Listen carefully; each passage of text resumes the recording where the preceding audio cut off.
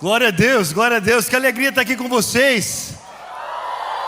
Muito feliz de voltar aqui, muito feliz mesmo, de coração, ver isso aqui acontecendo. Deus está marcando uma geração, hein? Glória a Deus. Galera, tenho que falar a verdade para você, eu estava empolgado para chegar em Belo Horizonte, porque eu ouvi aqui sobre um testemunho de ressurreição que aconteceu aqui uns tempos atrás, que impactou o mundo todo. Você deve estar se perguntando o que é, né? O Cruzeiro, só. Estava morto, ficou 3 anos morto lá e voltou aí.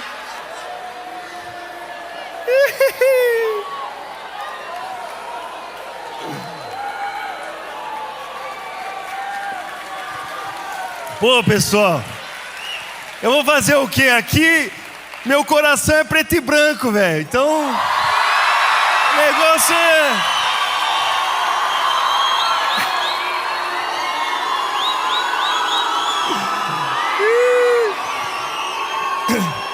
Mas vamos lá, ó. Já que vocês estão gritando, eu quero dar um outro grito com vocês aqui.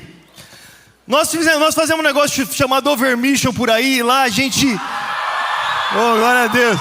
A gente sempre dá um grito para começar a parada. Vamos lá? Vai ser 3 vezes, a terceira vez é para acabar com a voz, beleza? Cristo! Cristo! Cristo! Vive! Cristo vive! Aleluia! Meus irmãos, essa verdade pode parecer muito simples quando a gente fala dela bastante, mas é essa verdade que mudou o mundo para sempre. Se Cristo está vivo, o que acontece conosco?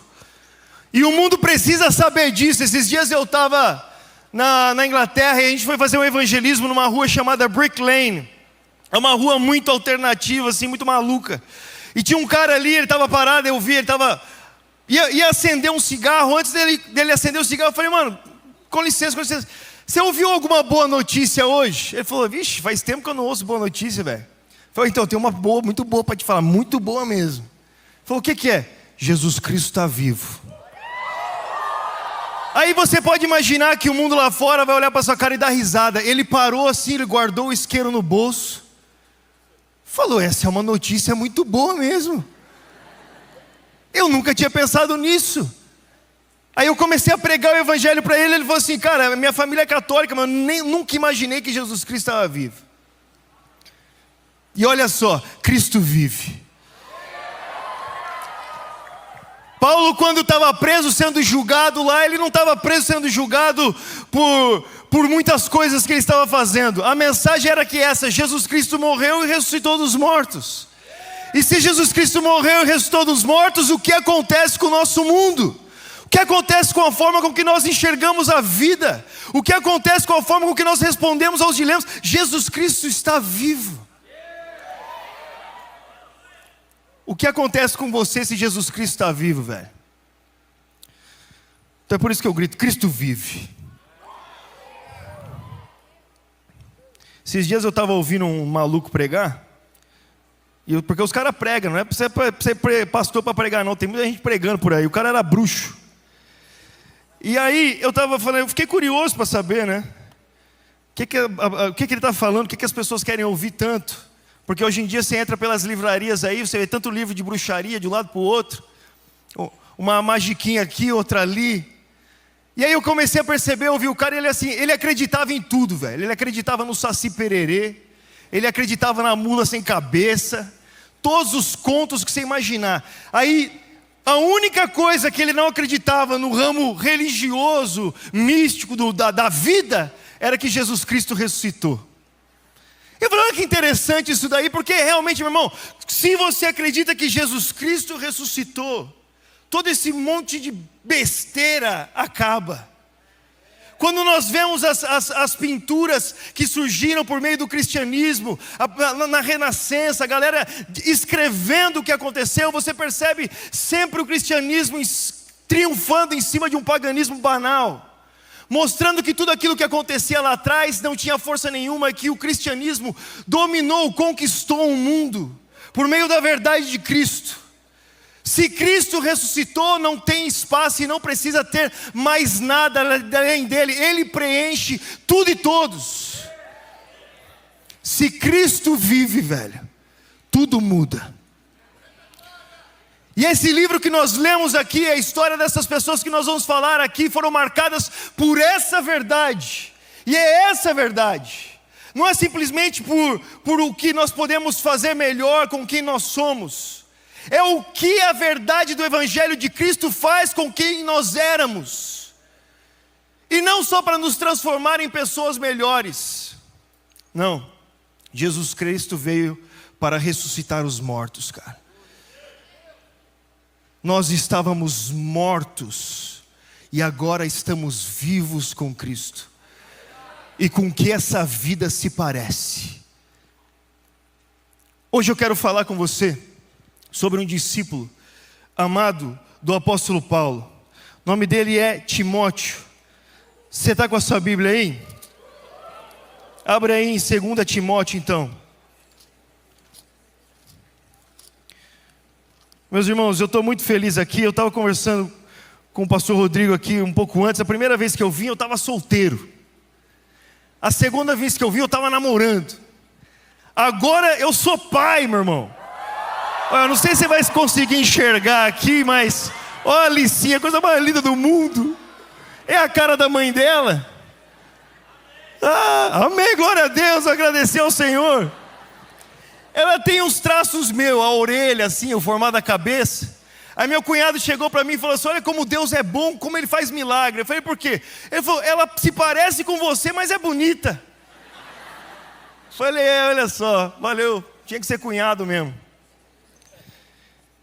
Timóteo, irmãos, um jovem que nós temos tanto a aprender. Quantas vezes eu li essa carta e coloquei o meu nome nela, a carta para o Luca. Em momentos de que nós estamos desencorajados, como nós vamos viver as coisas que estão diante de nós. E eu confesso para você que nós vivemos em um tempo muito curioso na nossa nação, principalmente aqui no Brasil. Percebendo na internet, vendo as vozes que estão surgindo, parece que nós estamos vivendo uma epidemia de desviados teólogos. Você está vendo isso por aí? Gente que diz não acreditar mais na Bíblia porque eles sentem que Deus não agiria daquela forma. Gente que diz não acreditar mais na igreja porque eles acreditam, eles pensam, eles sentem que a igreja não deveria ser assim. Gente que aparece na internet querendo falar um monte de coisa, dizendo que não concordam com Paulo, que o Jesus que eles conhecem não é o Jesus que Paulo... É muita loucura, velho. Tem as suas próprias traduções segundo aquilo que eles sentem, o que eles acreditam nos seus corações, como se aquilo que eles acreditassem nos seus corações fossem a verdade absoluta que dita o mundo. Pessoas que de manhã acordam pensando que são uma coisa, à noite são outra. Mas o que tem no seu coração é a verdade absoluta do mundo. O que eles leem nas suas Bíblias, segundo a sua própria interpretação, é melhor do que a interpretação daqueles homens que andaram com o próprio Jesus, que morreram pelo seu nome, que foram até o fim das suas vidas por aquilo que eles estavam pregando, que não pararam nem mesmo das perseguições mais angustiantes da vida. Mas eles acreditam aqui, que aquilo que eles sentem é melhor do que aquilo que está escrito. Meu irmão, senti, o palmeirense sente que ganhou o campeonato mundial, nunca ganhou nada. Entendeu? Eu posso sentir aqui que eu sou o Cristiano Ronaldo, não vai mudar nada. Eu vou sentir que a minha conta está cheia de dinheiro, não muda nada. O sentimento que as pessoas dizem ter para dirigir as suas vidas é o maior engano que elas possam ter. Porque olhando aqui dentro do nosso próprio coração, ele é confuso. Uma hora você gosta muito de uma coisa, outra hora você não gosta mais. Uma hora você pensa que é algo, outra hora você pensa que é uma outra coisa. Uma hora uma pessoa é uma árvore, amanhã é um pássaro. e desacreditar, dizer que conheceu aos 14 anos de idade o sentido da sua vida. Mas aos 16 é um outro sentido já. E não percebe a própria bobeira da sua cabeça. Eu acho um desperdício tão grande quando um jovem de 15, 16 anos diz que entendeu tudo. Brother, você sempre vai olhar para trás e pensar como eu era um babaca. Sempre.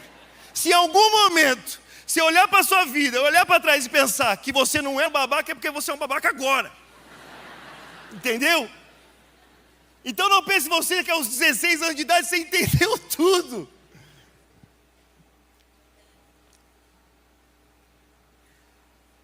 É um prejuízo para nós mesmos pensar que nós temos, dentro daquilo que nós acreditamos no nosso coração enganoso, como nós ouvimos aqui, a resposta para tudo. E às vezes, meu irmão, o engano dele não é tão óbvio. O engano é muito sutil. Ele vem devagar, mas ele toma a nossa vida. E eu acredito que é algo parecido que estava acontecendo com esse jovem aqui. Então abra sua Bíblia comigo aí, 2 Timóteo, capítulo 1. O apóstolo Paulo está escrevendo a sua última carta, nos seus últimos dias, numa prisão que ele morreria. Ele não sairia de lá vivo. Mas com certeza aquilo não era o seu final. O que para muitos era o fim, para Paulo era só o início. Mas ele precisava deixar para os seus discípulos a chama acesa para que eles continuassem a principal obra desse mundo. Que não era uma obra feita por homens, não era uma obra feita pelo próprio Deus. Usando vasos de barro como nós, mas que o próprio Deus estava agindo, ressignificando, restaurando uma humanidade caída, perdida, que estava fora do seu propósito. E Paulo tinha a resposta daquilo que ele encontrou, na verdade, que Cristo ressuscitou dos mortos. E agora ele está passando para os seus discípulos, porque ele sabe que a sua hora chegou, ele está no fim disso tudo. E ele encontra esse jovem para continuar essa missão. Só que quando nós lemos a carta de Timóteo, nós percebemos que ele parece muito com a gente, inseguro, com medo, sem saber o que vai acontecer. Também não poderia ser à toa. Imagina se fosse você o cara que ia substituir Paulo no time de Deus. O que você ia fazer? Maluco. Com certeza eu estaria com medo, preocupado, sem saber o que fazer, principalmente sabendo que Paulo, ele não é que ele vai se aposentar, ele vai perder a cabeça. Assim como os seus amigos estavam perdendo a cabeça, ou outros que estavam sendo queimados publicamente pelas ruas. Então esse jovem, que era um cara que tinha que continuar essa missão, com certeza ele estava muito inseguro. E você percebe aqui, nessa carta, nas palavras de Paulo, que ele encontra o coração de Timóteo assim. E aqui, no versículo 5, ele diz, 2 Timóteo 1,5: recordo-me da sua fé não fingida, que primeiro habitou em sua avó Lóide e em sua mãe Eunice. Estou convencido de que também habita em você. Por essa razão, torno a lembrar-te que mantenha viva a chama do dom de Deus que há em você, mediante a imposição das mãos. Pois Deus não nos deu um espírito de medo, de covardia, mas de poder, de amor e de autocontrole.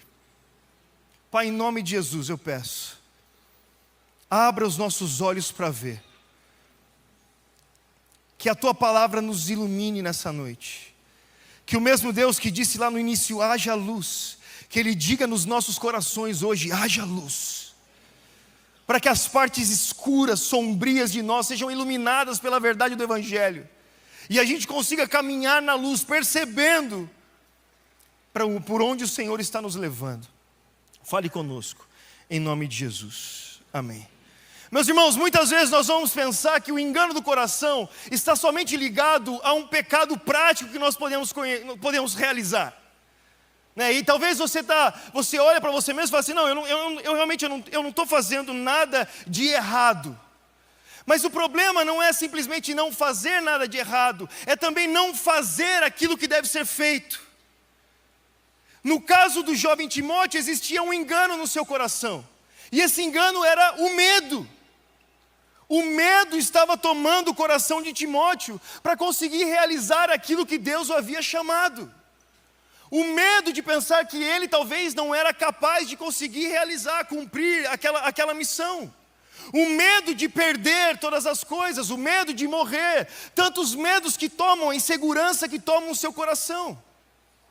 Agora o interessante que Paulo está escrevendo para ele, ele está falando assim, cara, a questão é que esse medo não foi Deus que te deu. Isso que você está sentindo, que te está deixando super inseguro, com um ataque de pânico, com medo, desencorajado na sua missão, não foi Deus que te deu. O seu coração está te enganando, brother. Você está sendo enganado por esse sentimento. Isso daí que você acha que é seu, não te foi dado por Deus, e se não for Deus que te deu, não é seu.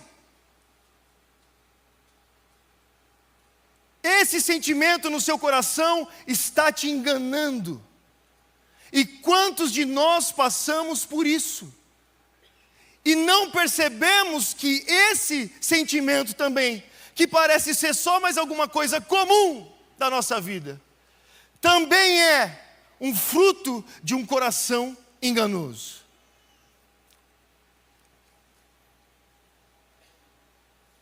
E aí o medo de Timóteo, imagina se o medo de Timóteo parasse o que ele tinha para viver. Como poderia acontecer? Imagina se Timóteo parasse nisso. Será que essa carta dele teria chegado até nós? Talvez ele pegasse essa carta, colocasse no bolso e falasse, você é louco, brother. Agora, quanto do que Deus tem para nós, para fazer através de nós, é parado por um medo, por uma insegurança. E nós achamos que está tudo bem, porque faz parte, é assim. Mas não é assim, não está tudo bem. Se existe algo que está parando a sua missão, o seu propósito com Deus, não está tudo bem. Mesmo que isso não seja claro, não seja algo que seja reprovado na nossa sociedade, afinal ninguém vai saber que suas pernas estão tremendo. Você talvez é só uma pessoa mais tranquila. Mas aí dentro, você sabe que o que está te parando é o medo. Medo do quê? Medo do que as pessoas vão pensar de mim? Pô, e se eu falar na minha escola, brother? O que eles vão pensar de mim? E se eu me expor dessa forma? Será que eu vou perder os meus amigos? Medo da reprovação das pessoas. Sabe, o que nós vivemos na Europa é assim, cara. Talvez na China, a perseguição que acontece lá, você percebe assim, eu já ouvi testemunhos de missionários na China falando assim, às vezes nós temos que ficar 8 anos para conseguir testemunhar Jesus para alguém, porque se eles descobrem, nós vamos morrer. E eles realmente morrem por pregar o Evangelho. O que acontece muitas vezes na nossa sociedade, na nossa cultura, é uma morte social. Não é que eles vão te matar, colocar uma arma na sua cabeça e te matar, mas você está... valeu. Na Inglaterra isso acontece muito. O inglês é muito educado. E talvez ele vai dizer, que bom, a sua fé é boa, mas você não faz mais parte daquele círculo de amigos. Você morreu socialmente. E aí isso impede as pessoas de pensar que podem dar um passo a mais em obediência a Deus, por imaginar que aquilo que as pessoas irão pensar delas é mais importante do que aquilo que Deus pensa sobre elas. E é um medo que precisa ser revelado, cara, exposto, para que a gente perceba que não pode fazer parte de nós. Medo do que vão pensar, medo do que vão dizer, e se eu for cancelado, e se eu for bloqueado, na cabeça aqui de Timóteo e se eu for crucificado, brother? Nós não passamos por isso. Mas nós podemos também, por conta desse medo, não passar pela glória de viver pelo Senhor. E Paulo, escrevendo para o seu discípulo, ele diz: não foi isso que Deus te deu, cara. Deus não te deu a covardia. Deus não te deu o medo. Você não tem que viver dessa forma. E eu acredito também que quando Paulo está escrevendo para Timóteo, ele está escrevendo para um jovem que talvez tenha insegurança agora até mesmo da sua própria fé. Imagina você está vivendo em um tempo que os verdadeiros cristãos estão morrendo queimados, crucificados, perdendo a cabeça. E de repente você tem medo. Será que você começa a acreditar, você começa a duvidar até mesmo se você crê ou não? Você fala assim, porque aqueles que creem estão morrendo lá. Talvez eu não creia. E aí Paulo tem que escrever para Timóteo e falar assim, mas não é, Timóteo, porque você está passando por isso agora, que a sua fé é fingida. Paulo é muito bom, né, velho? Sabe pastorear um coração. Ele aponta o problema, mas ele também diz, eu me lembro das suas lágrimas. E eu me lembro da sua fé, que não é fingida. A questão aqui, meu irmão, do medo não é simplesmente porque você está com medo, você não é um cristão, Deus não tem um plano na sua vida, você é um cara fake, não é isso, mas pode se tornar isso. Se essa raiz continuar crescendo e tomando o seu coração, se as preocupações da sua vida continuam tomando o seu coração, talvez você será aquele que Jesus disse que recebeu a preciosa semente do Evangelho, mas caindo em meio aos espinhos, ela foi sufocada.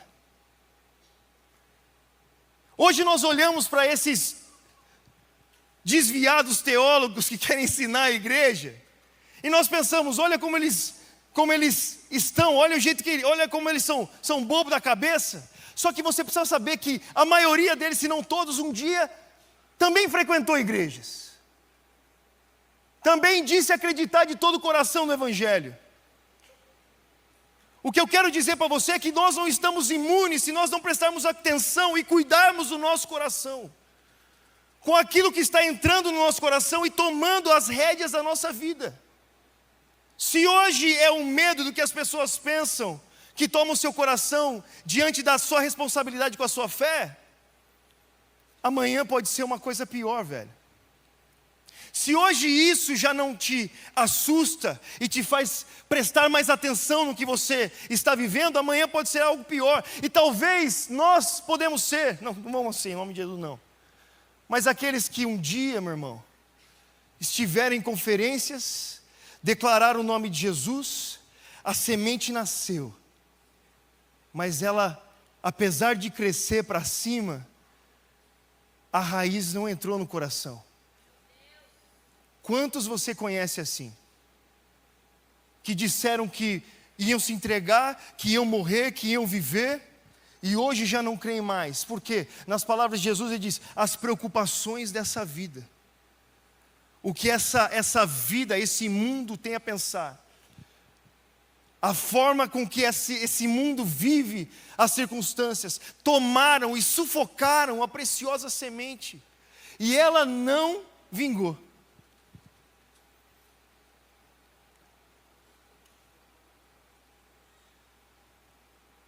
Mas nós não seremos essas pessoas. Nós não seremos essas pessoas porque nós nos expomos à palavra de Deus e deixamos que ela trabalhe em nós, cortando esses espinhos que tentam sufocar nossa semente. Eu realmente acredito em uma geração que não irá se desviar.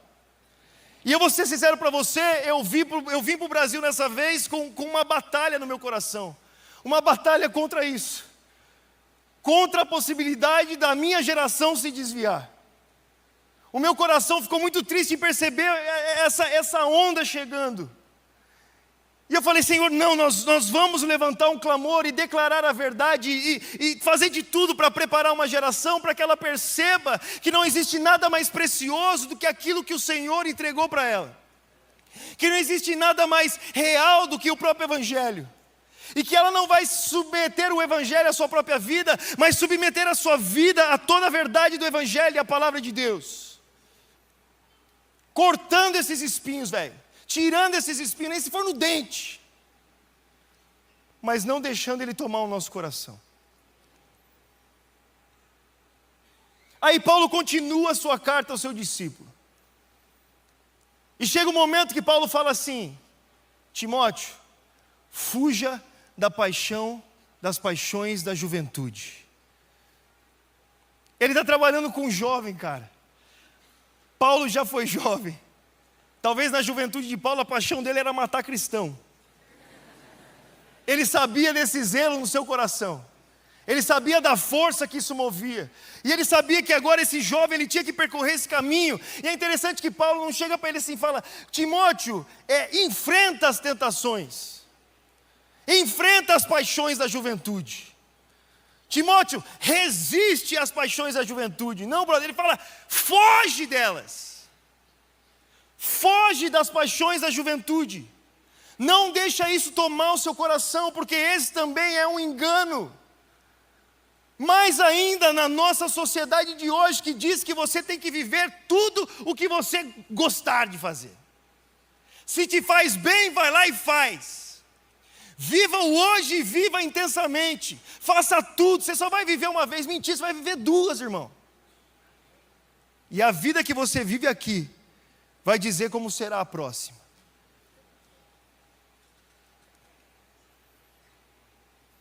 Mas o mundo diz: faça tudo o que você quer. O cara que trouxe esse pensamento para o mundo moderno foi um cara que, respeitando a sua própria natureza e o seu coração, colocou todos os seus filhos num orfanato. Porque essa era a verdade da sua vida.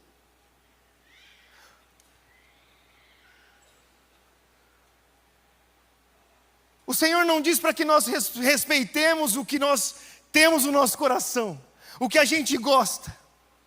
A palavra não diz para a gente fazer o que a gente gosta. A palavra diz para a gente fazer o que o Senhor nos mandou fazer. É interessante quando Jesus chega para os seus discípulos, e muitos cristãos têm medo dessa parte do Evangelho, né? Jesus acabou de revelar para os seus discípulos que ele havia de morrer. Pedro foi o cara que falou: tu és o Filho de Deus. Jesus começa a ensinar que ele tem que morrer. Pedro fala: de jeito nenhum, rapaz, que evangelho que morreu o quê? Aí Jesus fala: Pedro, quer dizer, Satanás, o cara que há 5 minutos atrás recebeu de Deus que ele era o Cristo, agora é Satanás. Fala: se você não vê da perspectiva de Deus, você só vê da perspectiva humana. Ele diz: é necessário que isso aconteça. Aí Jesus fala para ele assim: se você quer ser meu discípulo, deixe a sua vida, tome a sua cruz e siga-me, porque aquele que se apegar à sua própria vida, esse a perderá. Mas aquele que deixar a sua vida, a encontrará. E o que Jesus está falando ali, não é simplesmente o fato de que os seus discípulos tinham que ser mártires e morrer numa cruz. A linguagem que Jesus está usando sobre cruz é o que Paulo explica. Ele diz: Jesus foi obediente até a morte e morte de cruz. O que Jesus está falando para os seus discípulos é necessário que eu obedeça a Deus no caminho que Ele me mandar. E se você também quer viver, você precisa obedecer a Deus. E Jesus não está falando assim: eu quero destruir a sua vida. Jesus está falando: eu tenho a solução para ela. E a vida que você tem sem essa solução, ela já é morta, brother. Continua fazendo o que você quer, você vai ver onde você vai parar. Continua fazendo o que seu coração manda, você vai ver qual é o seu fim. Aí Jesus, então, não se apegue à sua vida. Não é que Jesus está falando assim: eu sou um ditador e eu quero que você não tenha alegria nenhuma. Ele está falando assim: a sua vida está condenada, não se apegue a ela que você vai morrer. Portanto, tome a sua cruz. Tome o quê? Tome a sua obediência a Deus. Sabe, meus irmãos, quando nós vemos o relato de Deus libertando o povo do Egito, nós sabemos que Ele liberta o povo do Egito, Ele livra todo aquele povo dos deuses egípcios, Ele vai destruindo um por um. Só que no meio, quando os caras saem do Egito, eles começam a brigar com Deus, porque no Egito eles tinham cebola. Cebola. O que a gente vê ali? Eles saíram do Egito, mas o Egito não saiu deles, os caras querem cebola. Aí Deus, ele tem que tirar o Egito do povo. Como que Deus tira o Egito do povo? Ele leva o povo até o Monte Sinai. E o que acontece no Monte Sinai? Ele dá as suas leis. E ele fala, obedeça as minhas leis. E conforme o povo começa a obedecer às leis de Deus, eles começam a ser libertos. Porque a obediência a Deus nos liberta de uma vida morta. Eles não precisam mais se dobrar aos outros ídolos. Eles não precisam mais se dobrar a Mamon. Eles não precisam mais se dobrar a Baal. Agora eles são livres para seguir a Cristo. E seguindo a Cristo, eles têm vida e vida real. Eles estão livres verdadeiramente. A forma de Deus tirar o Egito do meio do povo é o povo obedecendo às leis de Deus. É isso. Esse é o caminho, segue. É aqui, é isso que você tem que fazer. Aí Jesus disse para Pedro, esse é o caminho, segue, a sua vida você vai morrer com ela. Mas se você deixar ela e tomar a minha, você vai viver. Mas o mundo diz, não. Faça o que o seu coração quiser fazer. Meus irmãos, eu lembro a primeira vez que eu tive a oportunidade de pilotar um helicóptero. Eu tenho um irmão que é piloto de helicóptero. Eu tinha 14 anos de idade. Sabe o que me veio na cabeça na hora? Fazia assim. Não sei porquê. Mas eu pensei, não vai ser bom. Não vou jogar o helicóptero para o chão. Mas imagina se você faz tudo que passa na sua cabeça.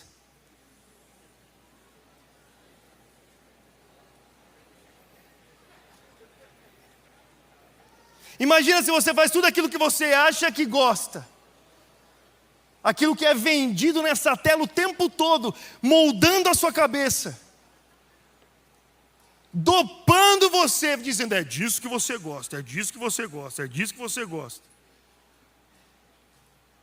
Paulo diz para Timóteo, Timóteo, fuja das paixões da juventude, irmão. Corre delas.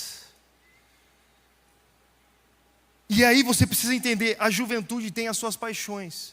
Eu vou ser muito sério para você. Eu me apaixonei por uma menina, eu tinha 16 anos de idade. Eu achei que ela era o amor da minha vida. Ela era o amor da minha juventude. O amor da minha vida é a Letícia. Eu casei com 27.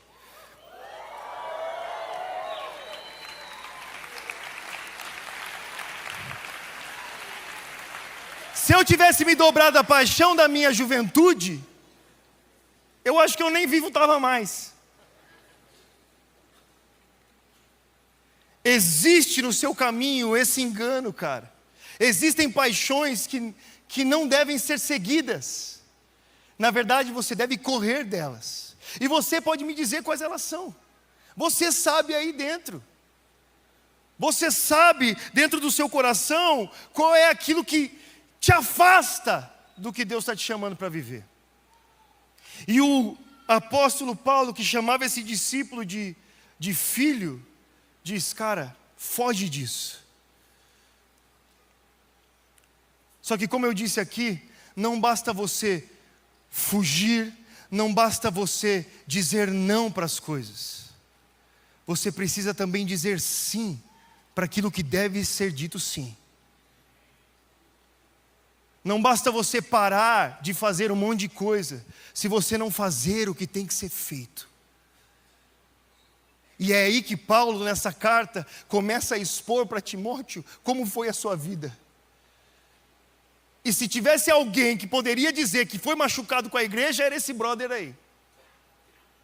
Depois de plantar um monte delas, no seu julgamento, ele diz para o seu discípulo, ninguém estava aqui comigo. Depois de quase morrer várias vezes para que esses irmãos fossem alcançados, ele diz, ninguém estava aqui comigo.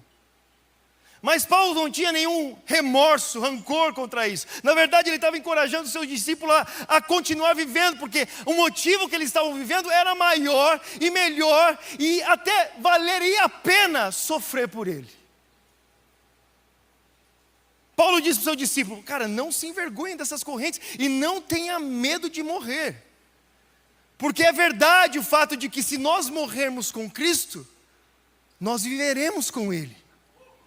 Paulo está mostrando para o seu discípulo que aquela vida que ele está expressando nessa carta, vale a pena passar por todas essas dores, se forem necessárias. Vale a pena deixar as paixões da juventude. Vale a pena não ouvir o que o mundo está dizendo. Você é muito jovem para seguir a Cristo. Por que você passa tanto tempo na igreja assim, tão novo desse jeito? Eu ouvi isso a vida toda, irmão. Vida toda não, depois dos 18. Até os 18, eu que falava isso. Paulo está dizendo, vale a pena. E ele diz para Timóteo, olha só. A parada é a seguinte, velho. Nesse jogo que nós jogamos, a gente não vai chegar em lugar nenhum se a gente não fizer a coisa certa. Aí ele usa o exemplo do soldado. Ele fala, o soldado, ele não está nem aí para os afazeres dele, cara. Ele está seguindo a lei de um general. Ele sabe o que tem que ser feito. Sobre um atleta, ele diz, olha, o atleta não vai ganhar nada se ele não seguir a regra. Se você chegar no meio do jogo e tacar a mão na bola lá no campo, porque deu na sua cabeça, não vai virar nada. Você vai ser expulso, irmão. Não adianta você querer pegar um atalho no caminho. Tem uma regra de se seguir, tem um jeito de se viver. Tem as coisas certas a serem feitas. E em referência a isso, no livro de 1 Coríntios, Paulo está escrevendo para a igreja, ele diz, olha, numa corrida, muitos correm, mas somente um é o que ganha o prêmio. Ele diz, e essas pessoas, elas correm por um prêmio perecível. Nós, porém, corremos por um prêmio eterno. Portanto, corra para vencer. O que ele está falando? Não adianta você ir para São Silvestre vestido de Mickey, achando que você vai chegar lá na frente. Se você não for o queniano que treinou a vida toda para ganhar esse negócio, você não vai ganhar. É isso que ele está falando. Não adianta você chegar na última hora e achar que sem fazer nada, você vai ser escalado para jogar. Ou você está pronto para entrar em campo, ou você vai ficar no banco. É isso que ele está falando para Timóteo. Não adianta simplesmente você dizer não, você tem que saber para o que você tem que dizer sim. E não basta dizer, você tem que se entregar a isso. E você tem que viver para isso, Timóteo. E você tem que entregar a sua vida por isso. E os seus dias têm que ser pautados nisso. E o seu pensamento tem que ser pautado nisso. E no meio dessa história toda, Paulo cita um triste relato. Ele diz, Demas me abandonou. Por amor a esse século, ele me deixou. Por amor ao que esse mundo tem a oferecer, por amor à sua própria vida, ele foi embora. Ele deixou o Evangelho.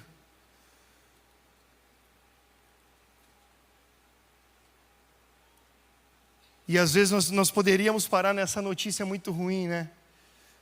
Demas abandonou.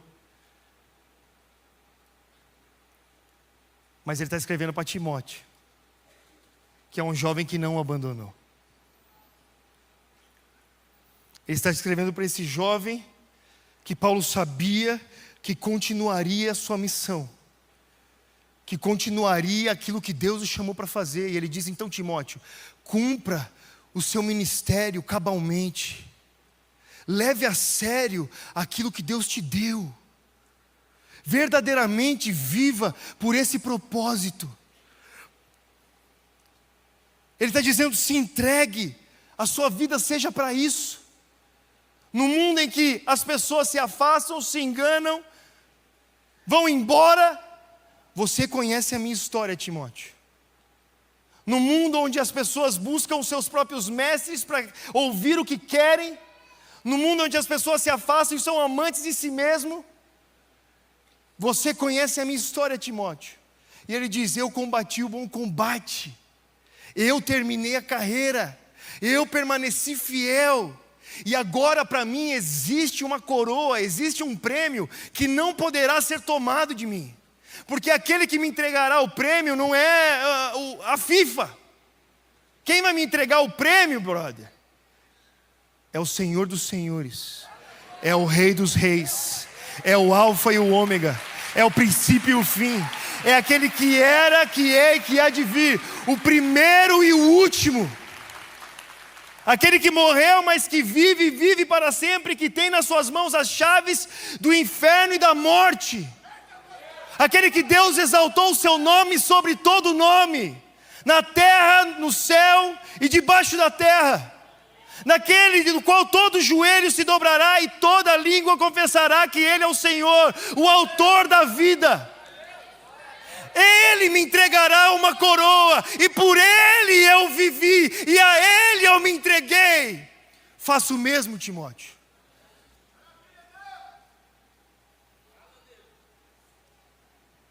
Entregue a sua vida pelo que é real.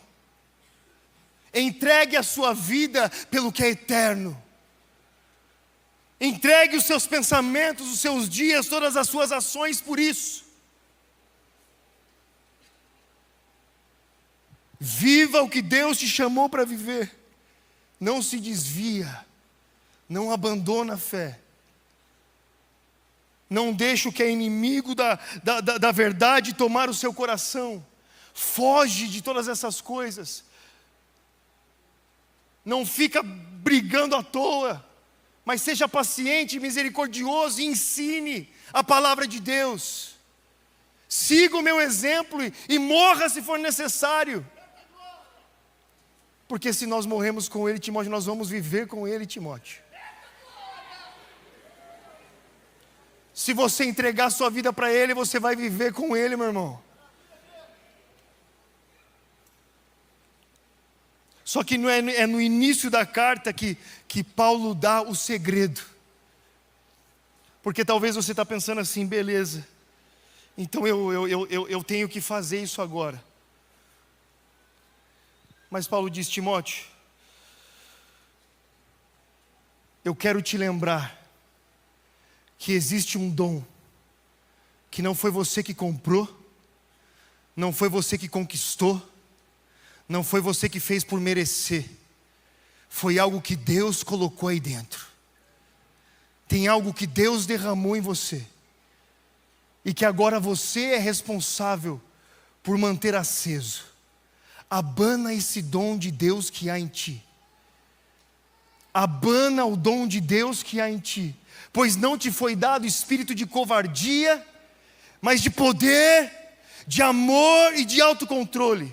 Não foi te dado o espírito de medo, mas de poder, o mesmo poder que ressuscitou Jesus entre os mortos, que agora habita no seu corpo mortal. Esse poder, ele vivifica você. Ele te faz viver. Não te foi dado o espírito de medo, mas de poder, de amor, que não é um mero sentimento, mas é o próprio Deus, pois Deus é amor e o seu amor é provado por nós naquela cruz, quando Ele entregou o seu Filho para morrer por nós. Não se conhece o amor até que se conheça a Deus. E Ele diz, não te foi dado um sentimento, foi te dado um fato real, um poder, o amor e o autocontrole, brother. Deus te deu a capacidade de conseguir ser sensato nas suas decisões. Você não precisa ser um louco que não sabe o que fazer, que não tem controle sobre si mesmo, Timóteo. Deus te deu isso, só que está dormente aí dentro, está apagando aí dentro. Então, Timóteo, abana esse dom. E brother, basicamente é isso que nós temos que fazer da nossa vida. É manter vivo o que Deus derramou aqui. É manter queimando essa chama que foi acesa. É deixar que essa chama consuma todas as outras. Deixar que essa chama do Evangelho consuma as chamas da paixão da nossa juventude. É deixar que essa chama do Evangelho consuma todas as outras coisas que tentam impedir o que Deus está fazendo em nós. E Ele diz, abane essa chama. E é muito louco que Paulo não diz, eu estou abanando essa chama, Timóteo, agora. Ou os seus amigos vão abanar a sua chama. Ou os seus pastores vão abanar a sua chama. Não, Timóteo, essa chama é você que abana. Assume a responsabilidade da sua vida, irmão.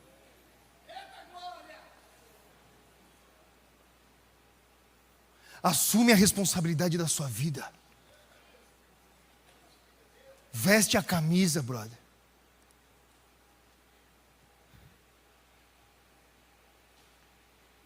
Você sabe, eu sou corintiano.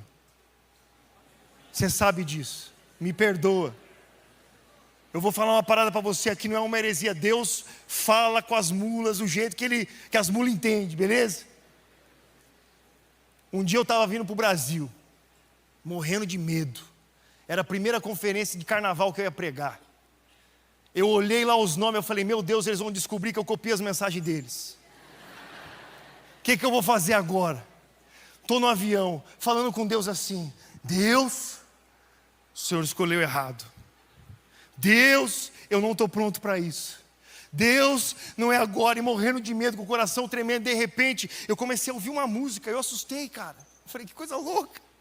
E a música era assim: é sangue no olho, é tapa na orelha, é o jogo da vida. Mano, essa música, a torcida canta quando o time ou ganha ou ganha. É sangue no olho, é tapa na orelha, é o jogo. E eu comecei a ouvir isso. Falei, Deus, o que é isso?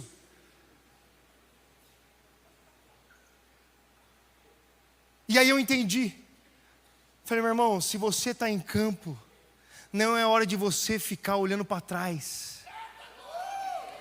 Não importa se você é bom ou não. Presta atenção. Se você está em campo, o que você precisa é entregar a sua vida. Se é você que foi dado a camisa para jogar esse jogo, não importa se você é bom, importa se você tem raça. Se você entra lá e dá o seu melhor, se você realmente põe o seu coração na bola, se você entrega o seu coração, não importa se você, meu Deus, eu não vou. Velho, o que importa é se você está dando carrinho, está sujando o uniforme, você está pulando na frente da bola, você está se entregando por isso, é isso. Não é hora, se nós estamos nesse jogo, e eu quero dizer para você, Paulo não está aqui mais, Timóteo não está aqui mais, quem que está aqui agora? Quem que está em campo agora? Quem que tem que entregar a vida, entregar tudo, cara, e colocar o coração agora e fazer valer a pena? Somos nós. Somos nós que temos que viver essa vida que o Senhor nos chamou para viver. Somos nós que temos que entregar a nossa vida para valer. E agora é a hora. Somos nós que estamos aqui. E se nós estamos aqui, não é hora de fazer beicinho, coitado de mim, não. É hora de entregar a vida, irmão.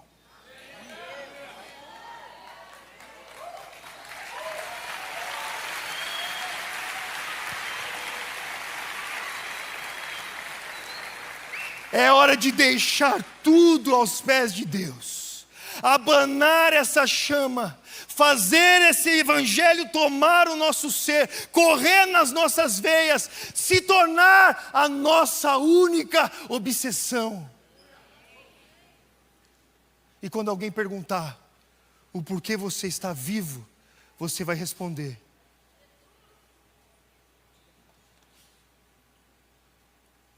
é porque Cristo vive.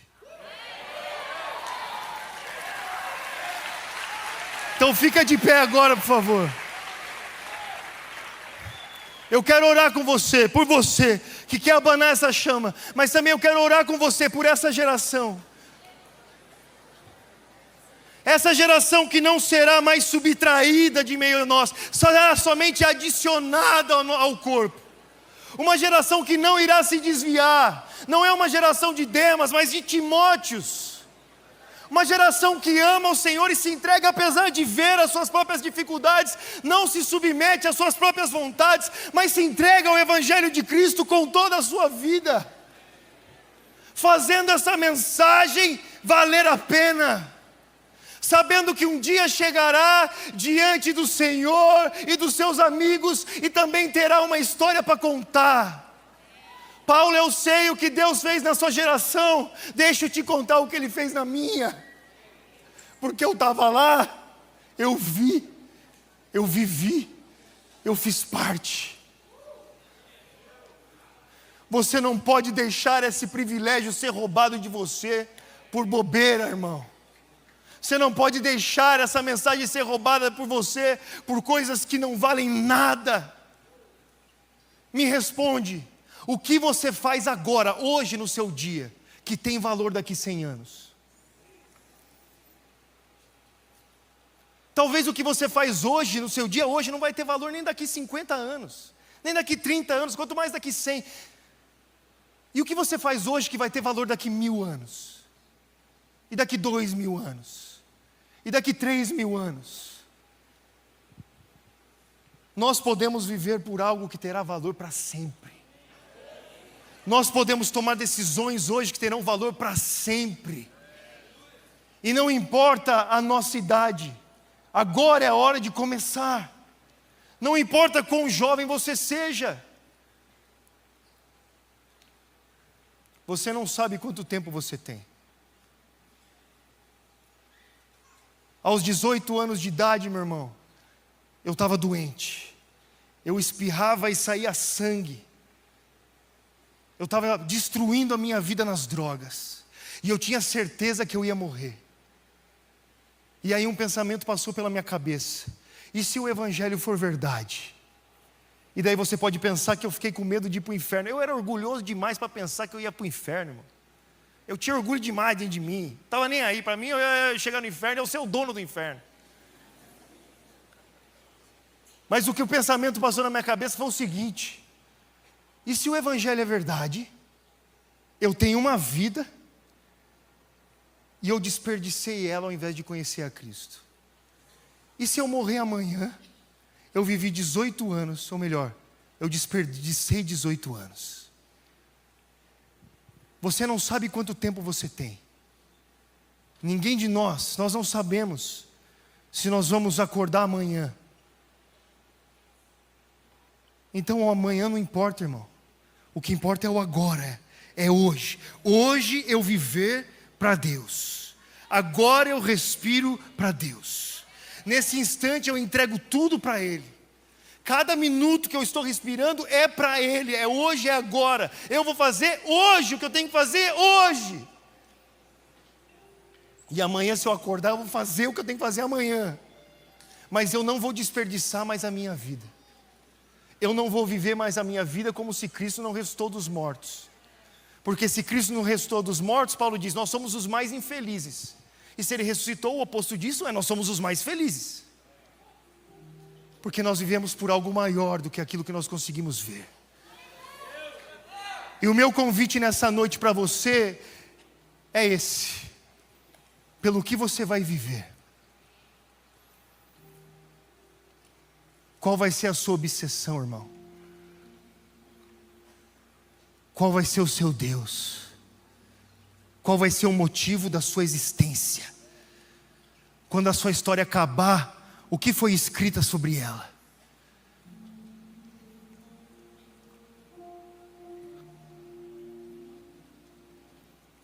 Ouça o chamado de Cristo e abane essa chama aí dentro, como se a sua vida dependesse disso, pois ela depende. Abane a chama do dom de Deus que é em ti, Timóteo. Amém. E nós sabemos que Ele abanou, pois essa carta chegou até nós. A igreja continuou. Esse jovem, apesar dos dilemas, das dores, das preocupações, das inseguranças, dos medos, das paixões, ele abanou essa chama. E hoje o meu convite para você é essa: abane essa chama. Decida viver por isso. Entregue o seu coração aos pés do Senhor. Entregue os seus dias, a sua vida, os seus pensamentos, os seus sonhos. Viva para Deus. É sangue no olho, é tapa na orelha, é o jogo da vida, é mesmo. É a única chance que nós temos. E nós podemos viver pelo que realmente importa. Então feche os seus olhos agora. E se você agora, você quer fazer um compromisso assim com Deus, e fala: Senhor, eu não quero mais temer, eu não quero mais me envergonhar do Evangelho. Amém. Eu não quero mais ter medo de morrer, eu não quero mais ter medo de perder os amigos, posições, empregos. Eu não quero mais também me render às paixões da juventude. Eu não quero mais viver com a possibilidade ainda, tendo a porta aberta para seguir um outro caminho. Eu não quero mais isso, eu quero fechar essas portas na minha vida. E eu quero entregar a minha vida para o Senhor, para viver como um soldado vive, como um atleta vive para Ti. Viver como esse discípulo viveu, correndo por uma coroa que não me será tirada, mas entregada pelo Senhor e Rei dos Reis. Eu quero fazer isso, Deus, abanando essa chama, tendo esse compromisso de ser responsável pela minha vida, de saber que eu posso tomar a decisão hoje de fazer essa chama crescer dentro de mim, de ler a Sua palavra com fome, de engolir realmente esse livro, de deixar com que as minhas palavras sejam segundo a Sua vontade, que os meus caminhos sejam os Seus caminhos, deixando a minha própria vida e seguindo a Sua, tomando a minha cruz. Se você quer fazer essa oração comigo hoje, levante a sua mão onde você está. E eu quero orar junto com você. E eu quero que você saiba que Deus nos vê, o céu nos vê. Muito mais do que o Instagram, velho, é uma multidão de testemunhas que nos observam e sabem que a bola está no nosso pé, e eles torcem por nós, e eles querem que dê certo. E se essa chama queimar aqui dentro, vai dar. E nós seremos aqueles que chegaremos ao final dizendo: eu combati esse combate. Cara, foi um combate, foi mesmo. Mas eu estava no ringue, eu estava lá. Eu corri essa corrida, foi uma corrida mesmo. E quem corre sabe que é difícil correr. Mas eu corri essa corrida. E eu guardei essa fé. Essa é a minha história. Senhor Jesus, nós estamos diante de Ti agora, nessa noite, entregues à Tua vontade. Senhor, nós não queremos ser guiados pelo engano do nosso coração. Nós não queremos ser guiados pelas paixões desse mundo. Nós não queremos ter as portas abertas para ainda voltar lá para fora. Não, Senhor. Nós queremos ser como soldados. Nós queremos ser como aqueles que entregaram a sua vida, que não olham para trás e que vivem para a Tua glória apenas. Nós queremos ser os discípulos do Senhor Jesus. Nós queremos ser a voz que clama no deserto. Nós queremos ser aqueles que anunciam o reino de Deus. Nós queremos ser aqueles que levam a boa semente, a mensagem do Evangelho pelo mundo. Nós queremos ser aqueles que têm a chama do Evangelho queimando aqui dentro. Então, Senhor, mais uma vez, hoje é a oportunidade que nós temos agora. Nós queremos declarar que nós não temos um outro Deus na nossa vida senão o Senhor. Faça a sua própria oração aí no seu lugar. E nós queremos render a nossa vida. Deus, eu entrego, eu rendo a minha vida a Ti, Deus. Eu rendo a minha vida, eu entrego a minha vida, Senhor, para que a Tua glória seja manifesta, para que o Senhor receba todo louvor, para que ela seja uma oferta a Ti e a mais ninguém, para que ela seja vivida diante da Sua audiência, diante do Seu coração, da Tua vontade, responsável por aquilo que eu tenho, que o Senhor me deu, Pai, entregue a Ti. E Deus, como o apóstolo Paulo um dia orou diante de Ti, ele disse: eu dobro os meus joelhos diante de Ti, por toda a nossa família de Deus.